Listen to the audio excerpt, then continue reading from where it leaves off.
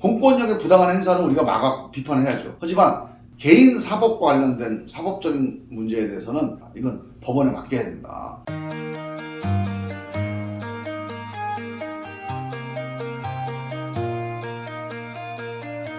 사실 방탄이라는 말이 처음 나왔던 게 조국 사건 때라고 저는 보고 있거든요.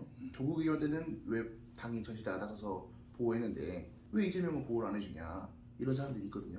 약간 사실관계가 좀 다른 게요. 일단 조국 사건 때 당이 나서서 했다라고 하는 건 초기에는 이제 당이 나서서 뭐 여러 가지 문제제기도 하고 했지만 사실은 조국 장관이 장관을 그만뒀잖아요. 그러니까 장관의 어떤 방패를 가지고 자기 개인 사건을 대처하지 않겠다. 그 장관은 그만둔 거예요. 그리고 그 이후에는 사실상 당에서도 당 차원에서 뭔가를 방어하거나 아니면 뭔가 보호하거나 그렇게는 안 했습니다. 물론 저같이 개인 의원 중에 이거는 좀 부당하다. 그래서 목소리를 높였던 의원들이 민주당에 있었죠. 그리고 그것 때문에 민주당이 조국을 뭔가 방어한 것처럼 이렇게 이제 오해가 되긴 하지만 당 전체가 나서서 뭐 최고위원회에서 조국 장관 사건에 대해서 이건 잘못됐다, 이건 문제다 이렇게 얘기를 하지는 않았어요. 그건 초기에 이제 윤석열 검찰이 아니 대통령 인사를 가로막고 검찰 개혁을 했던 그 주도했던 조국 민정수석을 뭔가 검찰 개혁에서 몰아내기 위해서 법무부 장관을 막기 위해서 과도한 수사를 하고 있지 않냐. 그래서 이제 거기에 대해서 문제제기도 하고 한판 싸움이 있었죠. 그런데 그 이후에 이제 재판에 들어가고 하면서는 당에서는 공식적인 입장을 내거나 이러진 않았고 제가 이제 그 이후에 계속 그 문제에 대해서 발언을 한 거는 이런 겁니다. 그 당시에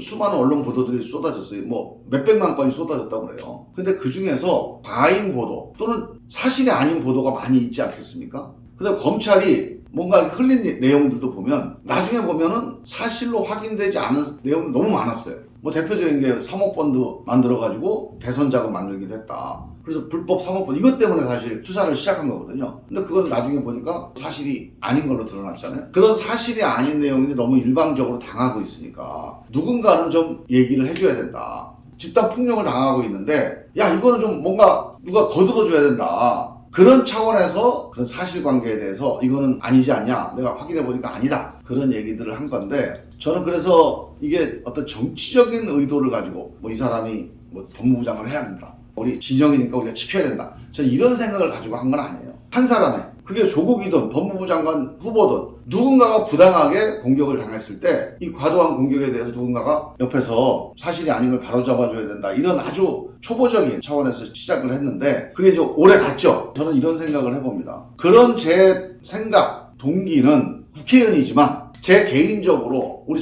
당이 아니라 제 개인적으로 그래도 선택할 수 있는 선택이라고 봅니다. 그렇게 할 수 있어요. 국회의원이 부당하게 공격받는 사람 옆에 쓰는 게 거기서 돌을 같이 맞아주는 게 또 국회의원의 임무일 수도 있어요. 그래서 저는 이제 그렇게 생각하고 했는데 나중에 한 2년 이렇게 돌아놓고 보니까 김종민이 했던 얘기가 맞구나.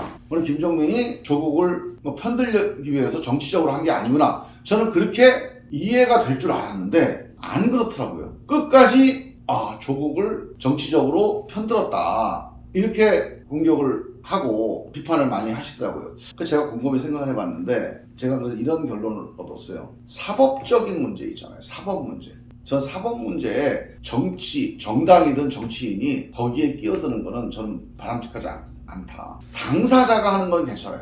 변호인이 하는 건 괜찮아요. 근데 정치인이 그 내용을 잘 모를 수 있잖아요. 제가 조국 장관이 결백하다고 주장을 했어요. 그 중에 10개 중에 7, 8개는 맞아요. 결백합니다. 근데 두세 개는 뭐 봉사활동이 과장됐거나 뭐 이런 게 또 밝혀진 게 있잖아요. 그러면 국민들이 보기에 저 김종민이라는 정치인은 저 두세 개 저 잘못한 거를 저 비리를 감싸줬다 이렇게 생각을 하는 거예요. 그러면 사실 거기에 대해서 제가 할 말이 없습니다. 그래서 사법적인 문제는 사법 시스템에 맡겨야 된다. 법원에 재판에 맡겨야 된다. 정치가 나서서 이거를 방어하거나 옳다 그러다 얘기하는 거는 바람직하지 않다. 그래서 제가 윤석열 정부가 검찰이 과잉 수사를 하거나 아니면 불법적인 수사를 하거나 이런 것들에 대해 비판하는 거는 상관이 없는데 어떤 개인의 사법 문제에 대해서 이게 정치적으로 우리 편이라 하더라도 이 사법적인 문제에 대해서 정치적으로 나서서 발언하거나 아니면 뭔가 방어하거나 하는 거는 일반 국민들이 보기에는 이거는 맞지 않는 거예요. 그래서 그렇게 하면 안 되겠구나 그런 교훈을 얻었어요. 사실 제가 동기는 정말 너무나 많은 공격을 당하고 있으니까 이거 너무 부당하다라고 생각해서 뭔가 사실이 아닌 거를 얘기를 해주겠다 이렇게 시작을 했지만 결과적으로 보면 어떤 개인의 사법 문제에 대해서 정치인이 나서서 옹호를 한 게 돼버리니까 국민들은 그걸 아직도 용서를 못하는 거예요. 그래서 저는 그게 잘못했습니다. 앞으로 그런 일이 벌어지면 그렇게 안 하겠습니다. 그렇게 제가 여러 번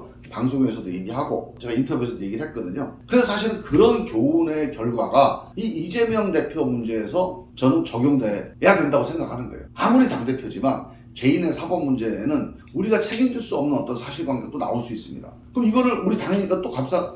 그건 안 돼요. 국민들이 그러면 이 정치인을 지지하지 않습니다. 신뢰하지 않아요. 그래서 저는 조국 사건 때의 교훈을 조국 장관이 부당하게 공격받은 건 맞아요. 정말로 너무 엄청나게 많이 당했어요. 근데 사법적인 사실관계에서는 또 뭐 잘못이 드러날 수도 있고 여기에 대해서 국민들이 실망하고 이거에 대해서 우리 민주당과 또 저 같은 정치인이 같이 옹호하는 그런 어떤 자세를 보이거나 또 그렇게 국민들한테 전달됐기 때문에 아직도 마음을 풀지 않은 국민들이 남아있는 거거든요. 그래서 저는 앞으로는 공권력의 부당한 행사는 우리가 비판해야죠. 하지만 개인 사법과 관련된 사법적인 문제에 대해서는 정당이나 정치인이 나서서 감나라 배나라 하는 거는 안 된다. 이건 법원에 맡겨야 된다. 저는 그런 교훈을 얻었다.